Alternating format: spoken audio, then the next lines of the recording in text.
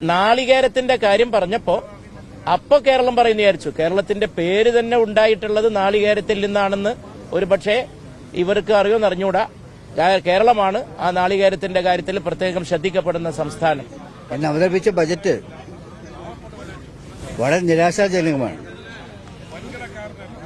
ഇന്ത്യയെ ബാധിക്കുന്ന സംഗതികളാകട്ടെ, കേരളത്തെ ബാധിക്കുന്ന സംഗതികളാകട്ടെ, അർത്ഥശൂന്യമായ കുറെ വാക്കുകൾ ഉപയോഗിച്ചത് മാത്രമേ ഉള്ളൂ.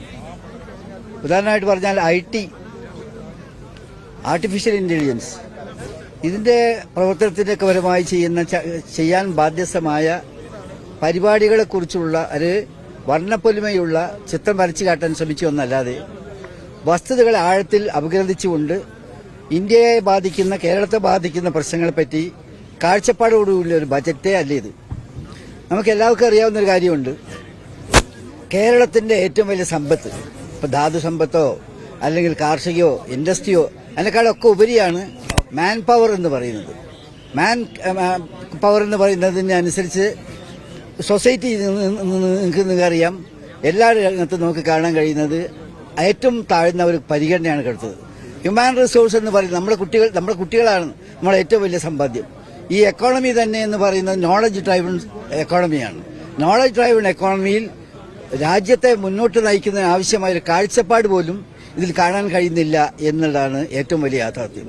വിദ്യാഭ്യാസ മേഖലയിലൊക്കെ വരുത്തേണ്ട മൌലികമായ മാറ്റങ്ങൾ, ആ മാറ്റങ്ങളെപ്പറ്റി യാതൊരു പരിഗണനയുമില്ല.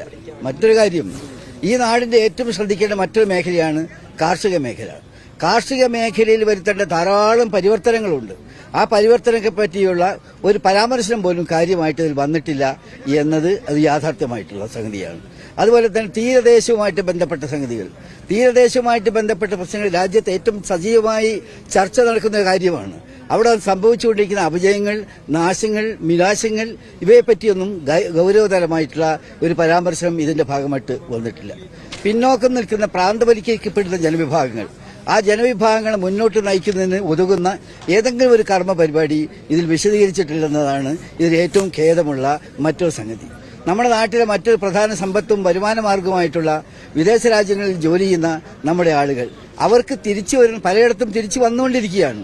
തിരിച്ചു വന്നുകൊണ്ട് അവിടെ ഉണ്ടായിരുന്ന ജോലി മിക്കവാറും നഷ്ടപ്പെട്ട് അവിടുത്തെ സ്വദേശവൽക്കരണത്തിന്റെ ഫലമായി അവിടെ ജോലി ചെയ്യുന്ന ആളുകൾക്ക് ജോലി തന്നെ നഷ്ടപ്പെട്ടുകൊണ്ടിരിക്കുകയാണ്. എന്നാൽ അവരുടെ പുനരധിവാസം ഈ നാടിന് ഏറ്റവും വറി ചെയ്യുന്ന ഒരു സംഗതിയാണ്. അത് പരിഹരിക്കുന്നതിന് വേണ്ടിയുള്ള ക്രിയാത്മകമായ യാതൊരു പരിപാടിയും ഇതിന്റെ ഭാഗമായിട്ട് വന്നിട്ടില്ല.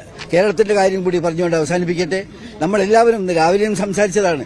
കേരളം ഏറ്റവും പ്രതീക്ഷയോടുകൂടി കാത്തിരുന്ന എയിംസിന്റെ കാര്യത്തിൽ ഏറ്റവും നമ്മുടെ പ്രതീക്ഷ ഈ പ്രാവശ്യവും പൊലിഞ്ഞിരിക്കുകയാണ്.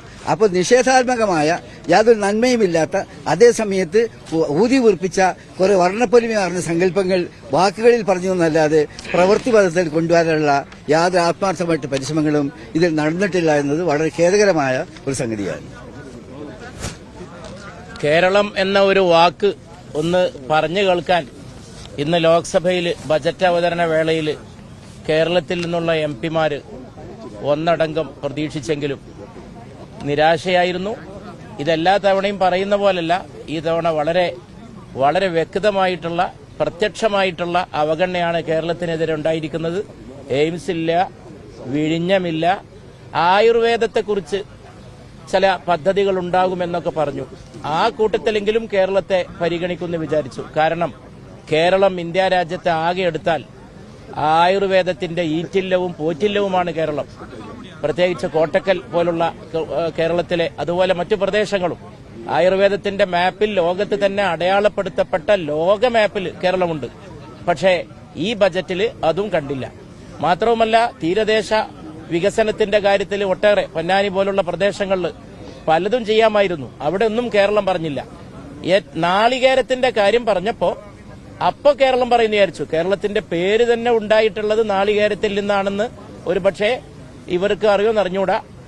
കേരളമാണ് ആ നാളികേരത്തിന്റെ കാര്യത്തിൽ പ്രത്യേകം ശ്രദ്ധിക്കപ്പെടുന്ന സംസ്ഥാനം. പക്ഷെ അവിടെയും കേരളം പറഞ്ഞില്ല. നാളികേരം ഏറ്റവും കൂടുതൽ ഉൽപ്പാദിപ്പിക്കപ്പെടുന്ന സംസ്ഥാനങ്ങളെന്നാണ് പറഞ്ഞത്. ആ കൂട്ടത്തിലും കേരളം പറഞ്ഞില്ല. അതുപോലെ കേരളത്തെ പറയേണ്ട പല ഘട്ടങ്ങളും കേരളത്തിന് നേരെ മുഖം തിരിഞ്ഞ സമീപനമാണ്. രാഷ്ട്രീയം നോക്കിയുള്ളതാണ്, രാഷ്ട്രീയ സാധ്യതകൾ നോക്കിയിട്ടുള്ളതാണ്. അല്ലാതെ അതോടൊപ്പം ഇടയ്ക്കിടെ എല്ലാവരുടെയും വികസനം എന്ന് ബജറ്റിൽ ബഹുമാനപ്പെട്ട ധനമന്ത്രി പറയുന്നുണ്ട്. എല്ലാ വിഭാഗങ്ങളുടെയും എല്ലാ സമൂഹങ്ങളുടെയും ഒന്നിച്ചുള്ള, അങ്ങനെയാണല്ലോ പറഞ്ഞു വരുന്നത്. പക്ഷേ അങ്ങനെയാണെങ്കിൽ ന്യൂനപക്ഷങ്ങളടക്കം പാർശ്വവൽക്കരിക്കപ്പെട്ടവരടക്കം അവരൊക്കെ പരിഗണിക്കേണ്ടതായിട്ടുള്ള പല മേഖലകളിലും പരിഗണിച്ചില്ല എന്ന് മാത്രമല്ല, വളരെ ഏകപക്ഷീയമായിട്ടുള്ള ഗവൺമെന്റ് തീരുമാനിച്ച ചില പ്രത്യേക പരിഗണനകൾ വെച്ചുള്ള ഒരു ബജറ്റാണ് ഉണ്ടായിട്ടുള്ളത്. ഇത് നമ്മുടെ ജനാധിപത്യത്തെയോ നമ്മുടെ ബഹുസ്വരതയെയോ പാലിക്കുന്ന ഒരു ബജറ്റല്ല.